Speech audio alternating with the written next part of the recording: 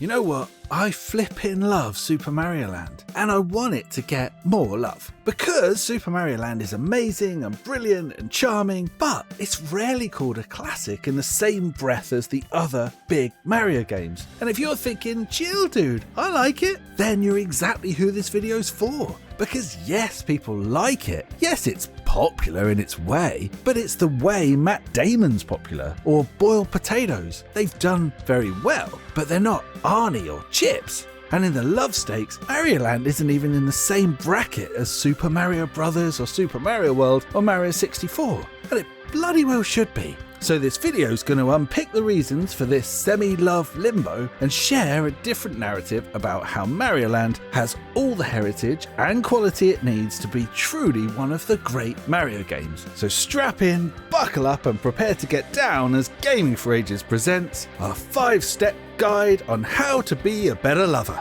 of Super Mario Land. And step 1, know your history. And understand Super Mario Land wasn't an also-ran. It was a huge success story, because it's easily forgotten when its big brothers cast such a long historical shadow. Like, people say Super Mario Bros. Was the making of the NES, maybe even the saviour of console gaming in the 80s. Super Mario World was the poster child of the colourful, classy SNES. Mario 64 was the flag bearer for a brave new 3D world. But Super Mario Land gets spoken of like a quirky little offshoot that's barely a Mario game. And even on the Game Boy, it's second fiddle to Tetris and Pokemon. But the fact that they were huge doesn't mean Mario Land wasn't huge too. People bought it. 18 million people bought it. And 18 million is a damn sight more than Mario 64's 12 million. It's even more than Mario Bros. 3, just. And that 18 million was on a new console, the Game Boy, in an unproven market with an uncertain consumer base. By any stretch, Super Mario Land was a hit. So, doesn't that mean it's loved? Well, it should do, but there are just too many naysayers. So that's why we need step 2. Don't listen to people that say it's not a proper Mario. See, there's no denying that Mario Land was different. Game Boy Mario was tiny, it was black and white. Koopas explode instead of squirting out of their shells. There's no Bowser, no Princess Peach, no Mushroom Kingdom.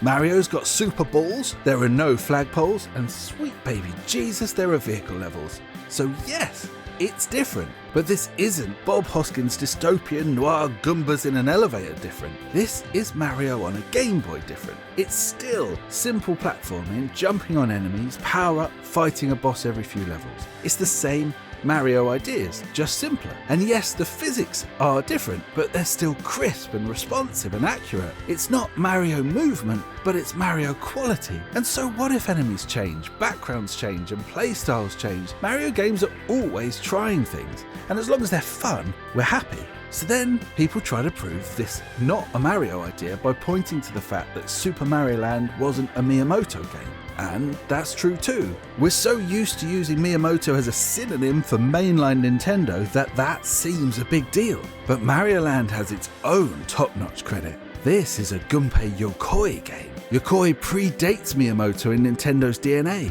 creating Nintendo's R&D1, creating the Game & Watch, creating the Game Boy, and to some degree, creating Miyamoto. It was Yokoi that took Miyamoto from art design into game creation, mentoring him and guiding his early game ideas. Those same ideas that led to Donkey Kong and Jumpman and onwards to Mario were instilled in Miyamoto by Yokoi. So Yokoi comes first, and his ethos is right there in the DNA of those early Nintendo games, including Mario. And while Miyamoto's vision grew much bigger and defined Mario and Nintendo, Yokoi was the OG. So saying a Yokoi game isn't Mario is like telling the inventor of the scone which way round to put the jam and cream. Listen buddy, when you're the OG, you can put your jam and cream any way you goddamn like. And if Yokoi wants to swap Bowser for a space alien, and Flower Power for Super Balls, and Peach for Daisy, then I say, let him. The dude knows what he's doing. And if he says this is Mario, then this is Mario. And I always preferred Daisy anyway. So, step 3, remember this is a Game Boy. Now, one of the seemingly fair criticisms of Super Mario Land is that it's too short.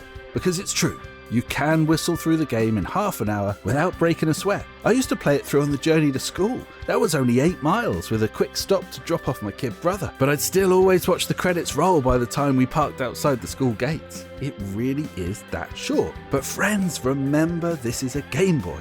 You can't have 90 levels and walk whistles and all that big cart jazz. Mario Land is a 64 kilobyte cartridge. It's a bloody miracle there's even a title screen. So having 12 stages, secret rooms, multiple play modes, music, loads of enemies, that's nothing short of witchcraft. So I'm going to keep this step short and remind you this is a game made for a portable console. For quick journeys, for grabbing a bit of play when you can. This is a Game Boy game and it's bloody perfect. So step 4, understand that fun is simple. Gunpei Yokoi had a well-trodden mantra in his days at Nintendo. Lateral thinking with withered technology. He advocated familiarity over technological advance, taking well-known things and finding new ways to use them.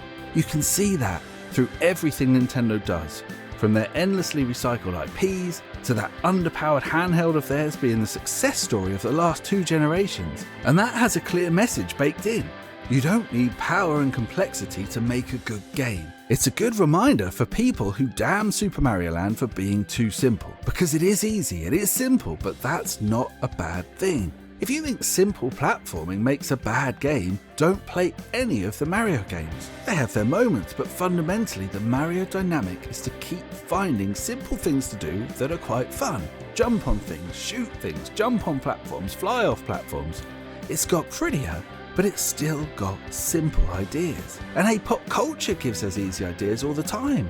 Lois is sexy, Kit is cool, Optimus is brave. One shall stand, one shall fall. The idea is everywhere because simple works. Yes, it's true that the later Mario games do get harder as they go, but Mario Land has a difficulty curve about as steep as a Dutch meadow, but in return, you get a game where you can speedrun every level, where you can just leap into the abyss with nothing but hope because it'll probably work, where you can just jump over the boss if you can't be arsed fighting it, where simplicity equals moments that put a smile on your face, where simplicity equals fun.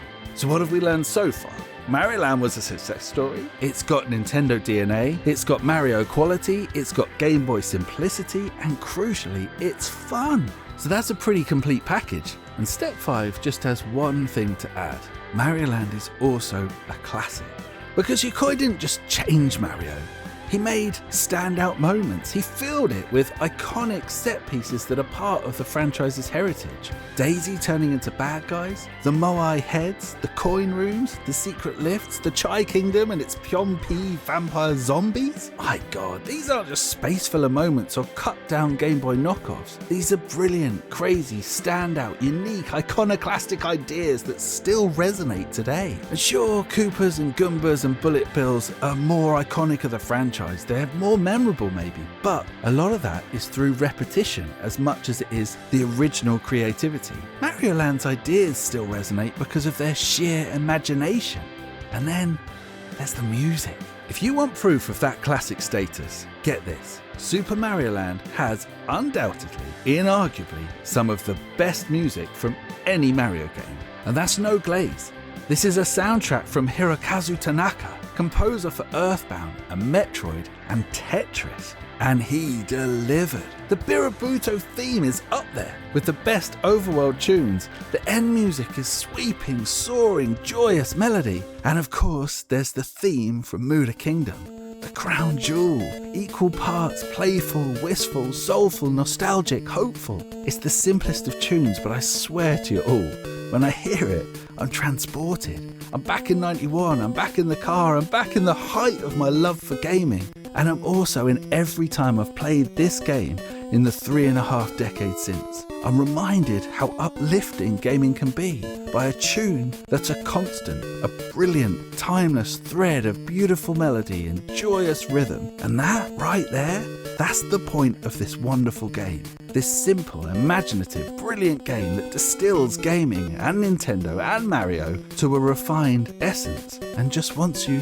to have fun. And that's what I want for you too. So those are my 5 steps to help you find the fun in Super Mario Land. A timeless, brilliant classic that deserves all your love. But if you want one final lesson to convince you, then I do have a bonus one for you. The step 6 is go play it right flipping now. And as you do, I'll say thanks for watching, gaming guys and girls, and keep it locked here on Gaming for Ages for more retro goodness soon. Laters.